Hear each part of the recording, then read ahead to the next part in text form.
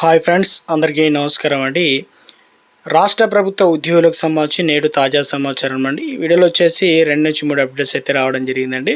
So వీడియోని చివరి వరకు చూడండి, అర్థమవుతుంది. మొదటిసారిగా ఛానల్ వస్తే వీడియో కింద నల్లకల్లా సబ్స్క్రైబ్ బటన్ ఉంటుంది, దాని పేరు నొక్కండి. చూస్తున్నారు కానీ సబ్స్క్రైబ్ చేసుకోవడం మర్చిపోతున్నా. అదేవిధంగా లైక్ చేయండి. వివరాలకైతే వెళ్ళిపోదామండి.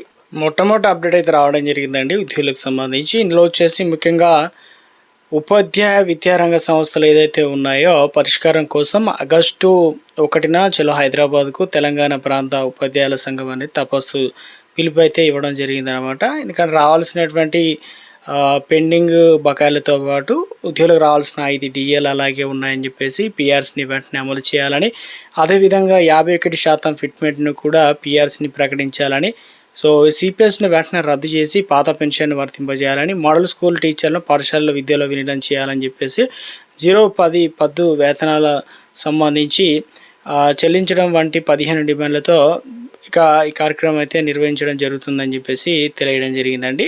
ఉద్యోగులకు సంబంధించి హైకోర్టు సంచలన ఆదేశాలు అయితే ఇవ్వడం జరిగిందనమాట. సో ఏంటని చూసుకున్నట్లయితే జూనియర్ లెక్చరర్ల సేవల క్రమబద్ధీకరణ కావచ్చు, వార్షిక ఇంక్రిమెంటు చెల్లింపుకు సంబంధించి చట్ట ప్రకారం నిర్ణయం తీసుకోవాలని ప్రభుత్వానికి హైకోర్టు ఆదేశాలు జారీ చేయడం జరిగింది.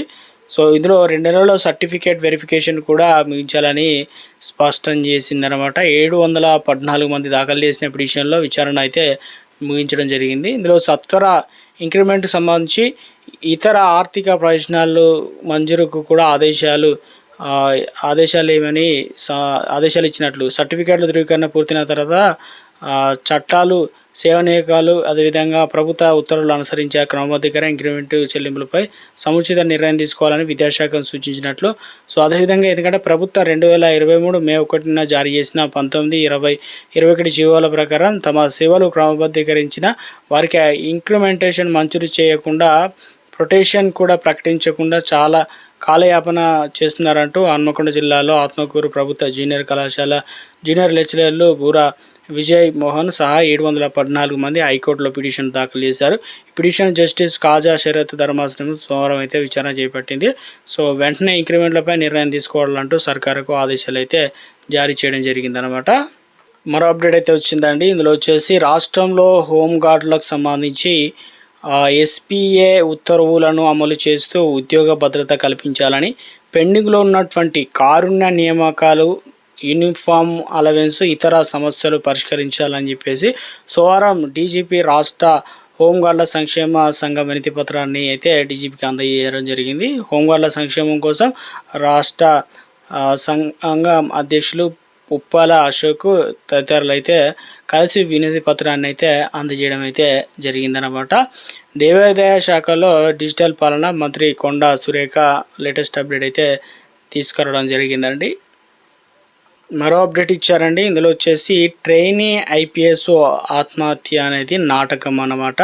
సో ఆదివారం అమీర్పేటలో స్నేహితురాలి గదికి వెళ్ళాడు. తర్వాత అక్కడ ఆహారం తీసుకోకుండా అతిగా మద్యం తాగడంతో అపస్మారక స్థితిలోకి చేరాడు. సోమవారం ఉదయం నిద్ర లేపేందుకు ప్రయత్నించిన ఫలితం లేకుండా పోయింది. మంచం పక్కనే మద్యం సీసా, శానిటైజర్ ఉండడంతో ఆత్మహత్యకు యత్నించినట్లు భావించిన అతని సోదరుడు ప్రణయ్ కృష్ణారెడ్డి మరికొందరు మిత్రులు ఉదయం 9:30 గంటలకు ఎస్ఆర్ నగర్లోని ప్రైవేట్ ఆసుపత్రికి తరలించారు. వెంటనే అతనికి అత్యవసర చికిత్స అందించాలని వైద్యులు రక్త నమూనాలను పరీక్షకు పంపారు. రక్తంలో ఎలాంటి విష పదార్థాలు లేవని నివేదిక రావడంతో తనపైన వచ్చిన వేధింపుల కేసును పక్కదారి పట్టించేందుకే ఉదయ్ కృష్ణారెడ్డి నాటకం ఆడినట్లుగా పోలీసులు అంచనాకైతే వచ్చారన్నమాట. మరో అప్డేట్ ఇచ్చారండి. ఖజానాకు చిల్లుకు చెల్లు చీటి అంటే హైడ్రా ఈగల్ తరహాలో ప్రత్యేక విభాగం ఏర్పాటు చేయనున్నారన్నమాట. ఇందులో ఏం చెప్తున్నారంటే రాబడికి గండి కొడుతున్న వారిపైన కఠిన చర్యలు తీసుకునేందుకు గాను ఉన్నతాధికారులతో సమీక్షలో భాగంగా సీఎం రేవంత్ రెడ్డి కీలక ఆదేశాలు అయితే జారీ చేయడం జరిగింది.